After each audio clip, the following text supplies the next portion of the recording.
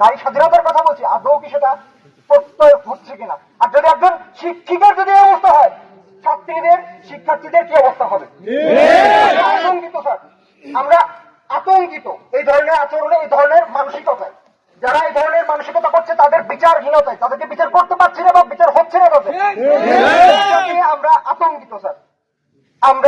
আমরা চাই সেই যে শিক্ষার্থী তাকে তাকে অবাঞ্ছিত করা হোক ক্যাম্পাসে, সকল ধরনের একাডেমিক সার্টিফিকেট থেকে তার যা আছে সবকিছু বন্ধ করে দেওয়া হোক।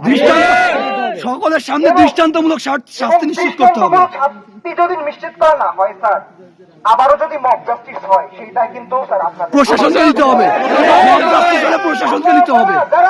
যারা শামীম মোল্লার সময় যারা ছিলেন তারা দেখছেন, সে সময় কিন্তু ডক্টর কিন্তু সঠিক ব্যবস্থা দিতে পারে নাই, কিন্তু এরপরে যে ব্যবস্থাগুলো, সেই ব্যবস্থাগুলোর প্রথম ধাপেটা আজকে যদি এই নবীনকে যদি বয়কট না করা এবং শাস্তির আওতায় না আনা হয়, ভবিষ্যতে ক্যাম্পাসে যদি কিছু ঘটনা ঘটে, প্রশাসন আমরা নিব না, দিব না, সেটা প্রশাসন দায়কার।